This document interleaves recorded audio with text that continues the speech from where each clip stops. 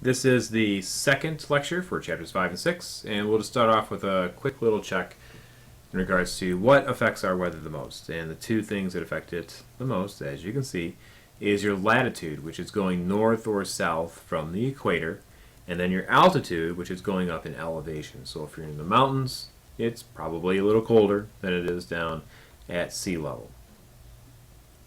So Coriolis effects.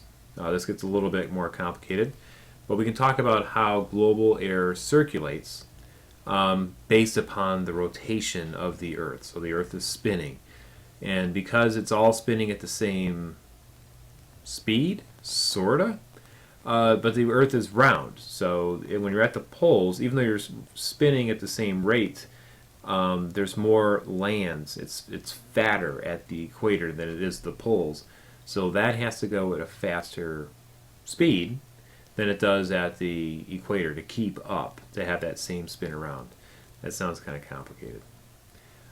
So that's going to cause some weird rotation of the air as it's going around. So I'll try to draw this out. So if it's moving somewhat faster at the poles, and we'll say the Earth is spinning this way, and it is. It's going in a counterclockwise direction, looking at it from above up here if it's spinning. So the Earth's going really fast here in comparison to what it is spinning up here. Now, yeah, there's a straight line going down the middle here, and it's all going at the same speed. So this line is moving evenly across. But this has to go at a faster clip at the equator. So as air moves towards, remember we had these Hadley cells that are moving towards the equator from either direction. As that air moves and the Earth is moving at a faster clip, the air actually kind of gets pulled this way. And if you'd like to see this, grab yourself a basketball or a soccer ball or whatever, and you can actually do this with something that erases. You'll see how if you draw a straight line as you're spinning the ball, this is what you'll see. You'll see the air moving in that direction. And then just kind of the opposite happens when you get to about 30 degrees, is because this is relatively fast air moving away from the equator. It actually wants to keep that speed going. Come on. Keep that speed going as it's moving towards a slower location, and it kind of pulls to the counterclockwise direction.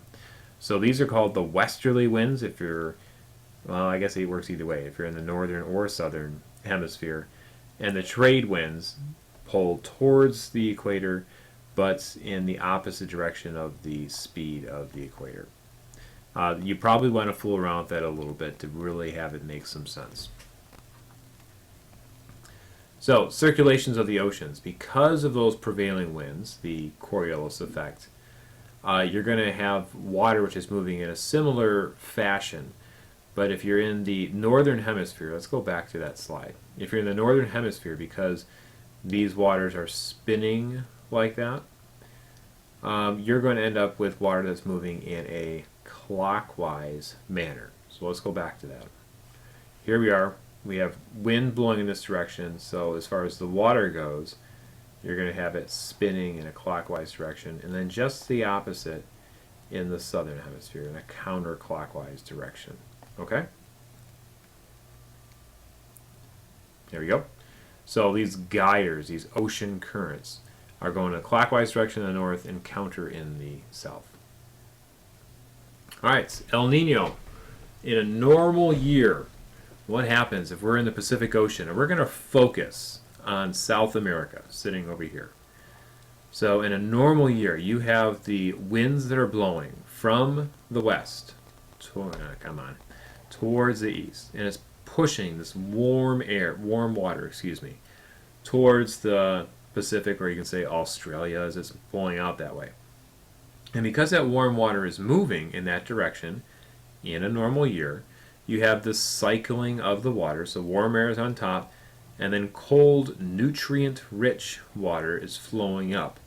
Now, because this is nutrient-rich water with oxygen and such and other nutrients, whatever you have in there, it's going to create a fertile location off of South America, and they're going to have good fisheries and such over in those locations. That's normal. But every 3 to 7 years or so, you get something kind of weird happening over there. So, in an El Nino year, that wind that normally blows from west to east, or east to west, excuse me, goes in that direction, is going to weaken. It may even reverse itself. And what happens is it's going to kind of stagnate this warm water in the Pacific, and you're not going to have this thermocline, which means you're going to have, that typical upheaving of cold, nutrient-rich water. It's not going to happen in El Nino years, so they're not going to have the same type of fishery harvest in places like South America. So they end up with this stagnant water over the middle of the Pacific Ocean. And this is just another depiction of that we were showing those previous drawings over in these locations. So we don't have that upwelling of warm or cool water, excuse me, coming up in South America. All right, next little discussion is as far as mountain ranges go. So normally you have wind that's blowing from the ocean towards the land, and you have two sides of the mountain. You have the windward side and you have the leeward side. So a couple little definitions to remember. Windward side is the side closest to the wind, and it's usually closest to the ocean. Leeward side is the other side, and it has the wind kind of, or the air, descending off the mountain. So here's a nice little picture. Imagine a place like, say, San Francisco or anywhere in California. You have this moist air coming across the mountains, and as it goes up in elevation, it's going to cool and expand, it's going to drop its moisture, and then it's going to eventually get over the mountain, and then it's going to come down, and it's going to warm up, and it's going to absorb a moisture. So it's going to be a dry location, and you can easily see this if you look at the map of the United States. You have places like Seattle or San Francisco, which are typically fairly wet, and then you have places further inland like Las Vegas or Lake Tahoe that is typically more dry. Ocean currents. So we were talking about this a little bit in the other slide. Remember, these slides in the northern hemisphere typically go in a clockwise direction. So this one here really isn't helping my argument a whole lot. But this one over here is more so helping me in a clockwise direction. But notice what we actually have going in this one over here is it does spin that direction, but it has to do with just ocean currents. Warming and cooling. I mean, nice and easy. As it goes from the equator on up, you're going to have that water fairly warm, but as it comes up towards the ice sheets of Greenland, it's going to cool and come back down. Okay. But why does this water move around in such a way? And it has to do with the density of the water based upon the salinity and temperature. So as the water is in the middle latitudes, the equator, it's going to be warm and it's going to have more evaporation, and the salinity of the water is going to increase. Well, eventually, as it begins to cool, you're going to have this water become more dense and it's going to sink, and you're going to have this cycling of the oceans. Okay. Biomes. So this is the conversation eventually we were trying to get to. A biome is a location that has, as you can read, similar conditions, but it's kind of a very large name. It's not the same thing as necessarily an ecosystem.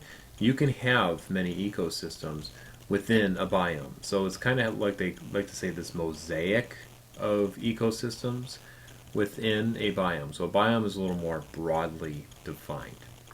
And again, you're looking at simply things like climate, soil, plants, and animals, whatever happens to be in those locations.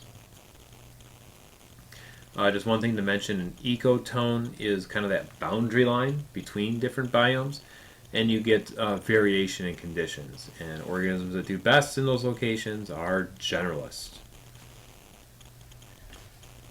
So very broad again, just to kind of get a little bit of an idea where you find different biomes, as you would imagine. Deserts in these middle latitudes, 30 degrees north of the equator. That's a desert. Here's another desert there.